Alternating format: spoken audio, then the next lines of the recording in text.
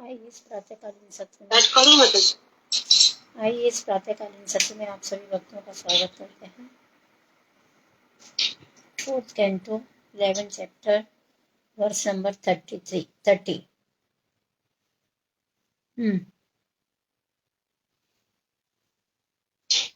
त्वं प्रत्यगात्मानि तदा भगवत्यन्ता आनन्दमात्रावपत्रार्चनास्तत्सो भक्तिं विधाय परमं सनकेर्विद्या ग्रन्थिं विवेशासि मम हामुति प्रदृढम्। इस प्रकार अपनी सहज स्थिति प्राप्त करके तथा समस्त आनंद के सर्व शक्ति संपन्न स्रोत तथा प्रत्येक जीवात्मा में परमात्मा रूप में स्थित परमेश्वर की सेवा करके तुम तुरंत ही में ये तो हो गया होना चाहिए। चलो आगे मैं और मेरा आगे का पढ़ो। 31 होगा। स्वयच्छं रोषं भद्रं ते प्रतीपं श्रेयसं परम् श्रुतेन भूयसा राजन् हे राजन, मैंने तुम्हें जो कुछ कहा है उस पर विचार करो। ये रोग पर औषधि के समान काम करेगा। अपने क्रोध को रोका, क्योंकि आत्मबोध के मार्ग में क्रोध सबसे बड़ा शत्रु है। मैं तुम्हारे मंगल की कामना करता हूँ। कृपया तुम मेरे उपदेश का पालन करो। तो यहाँ पर शंभु मनु बता रहे हैं कि हे राजन, मैंने तुम्हें जो कुछ कहा है उस पर विचार करो। राग की औषधि का जो मेरे विचार हैं वो राग की औषधि, राग तुम्हारा जो राग उत्पन्न हो गया है, दोष क्रोध तुम्हें जो आ रहा है, तुम्हारे अंदर जो द्वेष उत्पन्न हो गया है, उसका क्या औषधि का कार्य करेगा। अपने क्रोध को रोको, क्योंकि आत्मबोध के मार्ग में क्रोध सबसे बड़ा शत्रु है। यदि हम आत्म उन्नति चाहते हैं तो क्रोध सबसे बड़ा शत्रु है। हम सभी के लिए शिक्षा है कि यदि हम भगवान के धाम जाना चाहते हैं, भगवान से प्रेम करना चाहते हैं, तो हमें फालतू के क्रोध नहीं करना चाहिए। कहाँ क्रोध दिखाना चाहिए अपना? जब किसी वैष्णव की निंदा हो, भगवान की निंदा हो, या हमारे वैष्णव जन को कोई उल्टा सुल्टा बोले, बाकी के समय पर क्रोध को शांत कर लेना चाहिए। हनुमान जी ने क्रोध दिखाया, काम का था कि नहीं था? बाकी के समय पर क्रोध करके अपने राग उत्पन्न करना है, उससे भगवान से दूरी उत्पन्न करना है, उससे कुछ फायदा होने वाला नहीं। ध्रुव महाराज मुक्त जीव थे। वास्तव में वे किसी से रुष्ट ना थे, किंतु शासक होने के नाते राज्य में शांति तथा व्यवस्था बनाए रखने की दृष्टि से कुछ समय के लिए क्रुद्ध होना उनका कर्तव्य था। उनका भाई उत्तम निर्दोष था, तो भी यक्ष ने उसे वध कर दिया था। राजा होने के नाते ध्रुव महाराज का कर्तव्य था कि अपराधी का वध जैसे का तैसे करे। ध्रुव राजा थे। चुनौती उपस्थित होने पर ध्रुव महाराज ने डटकर युद्ध किया और यक्षों को यथेष्ट रूप से दंडित किया। किंतु क्रोध ऐसा है कि बढ़ाने से असीमित रूप में बढ़ता है। इस दृष्टि से कि ध्रुव महाराज शासकीय क्रोध सीमा का अतिक्रमण करना कर पाए, मनु ने अपने पुत्र को रोककर उचित ही किया। ध्रुव महाराज अपने पितामह के प्रयोजन को समझ गए, अतः उन्होंने तुरंत युद्ध बंद कर दिया। इस श्लोक में श्रुतेन भूयसा शब्द अत्यंत महत्वपूर्ण है, जिसका अर्थ है निरंतर सुनते रहने से। भक्ति के विषय में निरंतर श्रवण से क्रोध के वेग को शांत किया जा सकता है। हमने ये श्लोक कल कर लिया था, लेकिन कोई नहीं, अभी रिपीट कर लेते हैं कि भक्ति के मार्ग में सबसे बड़ा बाधक है क्रोध। यदि हम क्रोध के वेग को शांत करना चाहते हैं तो हमें क्या करना पड़ेगा? श्रवण करना पड़ेगा।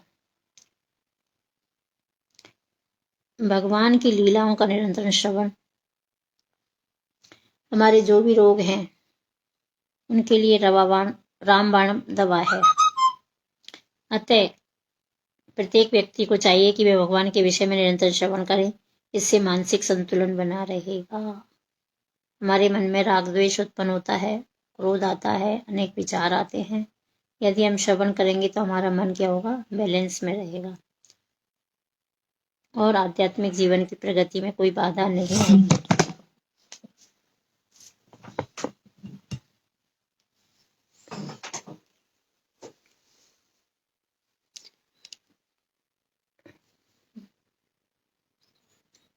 नारद दूसरों पर ध्रुव महाराज का क्रोध होना उचित था। इस प्रसंग में एक सत्य के बारे में एक लघु कथा है। नारद के उपदेश से वो भक्त बन गया था। तो बच्चे उसको परेशान कर रहे थे। ये हमने कल पढ़ लिया था। नेक्स्ट श्लोक पढ़िए।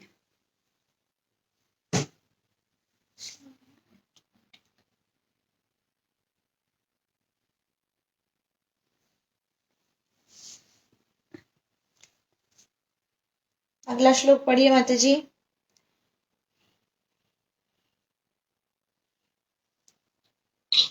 येनापसृष्टा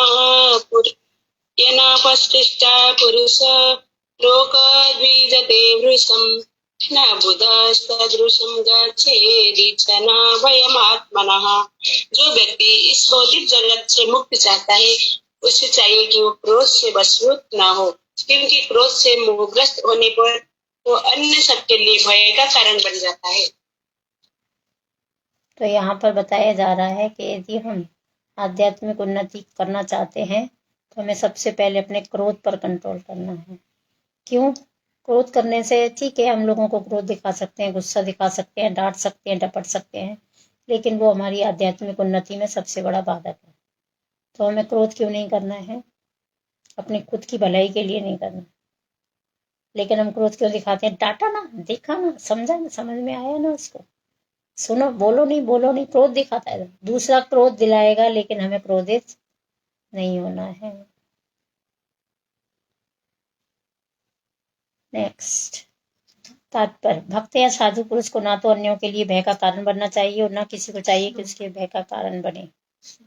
तो जो साधु और भक्त होते हैं, ना तो वो किसी के लिए डर बने और ना कोई उनके लिए डर बने। यदि दूसरे शत्रु का व्यवहार नहीं किया जाता तो फिर कोई शत्रु हो ही नहीं सकता। यदि हम दूसरे से शत्रुता का व्यवहार नहीं करेंगे तो कोई शत्रु बन ही नहीं सकता। किंतु जीसस का इसका उदाहरण हमारे समक्ष है, जिनके शत्रुओं ने उसे सूली पर चढ़ा दिया। जीसस क्राइस्ट को क्या किया था? सूली पर चढ़ा दिया था। असुर सदैव विद्यमान रहते हैं और उसके साधु पुरुषों में ही दोष निकालते रहते हैं। ये जिंदगी का सत्य है। असुर हमेशा क्या करते हैं? विद्यमान रहते हैं और विजयी उन्हीं की होती है, और साधु पुरुषों पे हमेशा क्या करते हैं? दोष निकालते रहते हैं। किंतु साधु पुरुष कभी रुष्ट नहीं होते। लेकिन जो साधु पुरुष होते हैं वो क्या होते हैं? कभी रुष्ट नहीं होते, और भले ही उन्हें कितना ही क्यों ना उकसाया जाए, साधु पुरुषों को कितना ही क्यों ना उकसाया जाए, वो क्रोधित नहीं होते, रुष्ट भी नहीं होते। जीसस क्राइस्ट का उदाहरण दिया गया है कि उनको उनके दुश्मनों ने फांसी पर लटका दिया था, लेकिन रिएक्ट नहीं किया।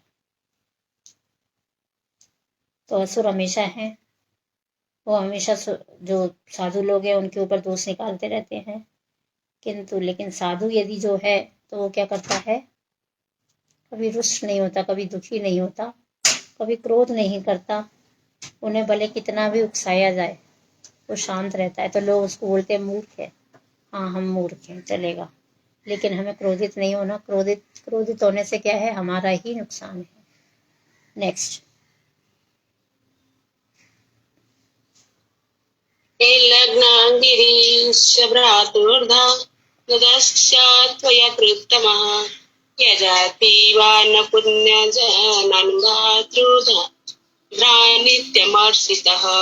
हे ध्रुव, तुमने सोचा कि यक्ष ने तुम्हारे भाई का वध किया है, अतः तुमने अनेक यक्ष का मार डाला है, किंतु इस कृत्य से तुमने शिव के भ्राता एवं देवताओं के कोषाध्यक्ष कुबेर के मन को क्षिप्त कर दिया है। ध्यान करो कि तुम्हारे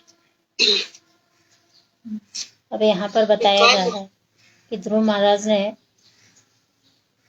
हे ध्रुव ने, तुमने सोचा कि तुमने जो यक्षों का वध किया उससे क्या किया? तुमने अनेकों यक्षों को मार डाला है, किंतु इस कृत्य से तुमने शिव जी के भ्राता तथा देवताओं के कोषाध्यक्ष कुबेर के मन को क्षुब्ध कर दिया।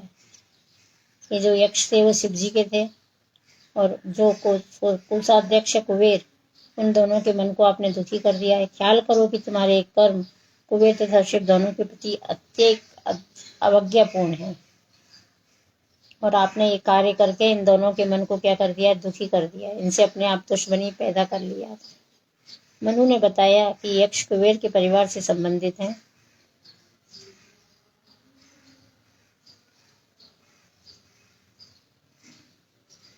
अतः उनके प्रति शत्रु भाव के कारण ध्रुव महाराज शिव तथा उनके भाई कुबेर के प्रति भी अपराधी हैं। वे सामान्य व्यक्ति न थे, इसलिए उन्हें पुण्य जनन अर्थात पवित्र व्यक्ति कहा गया है। किसी न किसी प्रकार से कुबेर क्षुब्ध थे और ध्रुव महाराज को सलाह दी गई थी कि वे उन्हें शांत करें। नेक्स्ट। तुम प्रसादयवस्ताश्चु सत्रत्या प्रश्न व्यक्तिभिः न यावत् महतं तेज कुलं न विभविष्यति। इस कारण हे पुत्र, तुम विनीत वचनों तथा प्रार्थना द्वारा कुबेर को शीघ्र शांत कर लो, जिससे कि उनका कोप हमारे परिवार को किसी प्रकार प्रभावित न करे।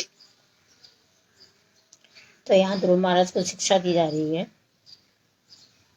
कि तुमने कुबेर को और शिव के परिवार को कुबेर को जो परेशान किया है, मतलब दुखी कर दिया है, जाओ उनको शांत करो, उनसे माफी मांगो, उनसे प्रार्थना करो, जिससे कि वो तुम्हारे परिवार पर कोपित नहीं होंगे और किसी तरह से तुम्हारा परिवार प्रभावित नहीं होगा। सामान्य व्यवहार में हमें हर एक से और विशेष रूप से कुबेर जैसे उच्च पदस्थ देवताओं से मित्रता को बरतनी चाहिए। हमारा व्यवहार ऐसा हो कि कोई क्रोध न हो जिससे वे व्यक्तियों, परिवार या समाज को हानि पहुंचाए। यहाँ पर हमें शिक्षा मिल रही है कि हर एक से हमें क्या करना चाहिए, समान व्यवहार रखना चाहिए। और कुबेर तो इतने ऊंचे पद पर थे, उनसे तो दुश्मनी करना ही नहीं चाहिए, क्योंकि इनसे दुश्मनी करके क्या होगा। मित्रता रखना अच्छा है, वे व्यक्तियों, परिवार, समाज को हानि पहुंचाएंगे। इसलिए बड़े लोगों को, मैनेजमेंट के लोगों को भैया शांत रखना चाहिए। नेक्स्ट। एवं स्वयंभुव पौत्र मनुषास्य मनोध्रुवम् तेनाविनिबध्यन्ता शाखा ऋषिभिः स्वपुरं ययो। इस प्रकार जब स्वयंभुव मनु अपने पौत्र ध्रुव महाराज को शिक्षा दे चुके, तो ध्रुव महाराज ने उन्हें सादर नमस्कार किया। फिर ऋषियों सहित स्वयंभुव मनु अपने लोक पर चले गए। इस प्रकार जब स्वयंभुव मनु ने अपने पुत्र ध्रुव महाराज को ये शिक्षा दी, तो ध्रुव महाराज ने उसको क्या किया, आदर पूर्वक स्वीकार किया। फिर क्या हुआ, ऋषियों समेत मनु अपने धाम को चले गए। इस प्रकार श्रीमद् भागवतम के चतुर्थ स्कंद के अंतर्गत युद्ध बंद करने के लिए ध्रुव को स्वयंभुव मनु की सलाह नामक 11वें अध्याय के भक्ति वेदांत तात्पर्य पूर्ण हुआ। श्रीमद् भागवतम महापुराण की जय। श्रील प्रभुपाद की जय।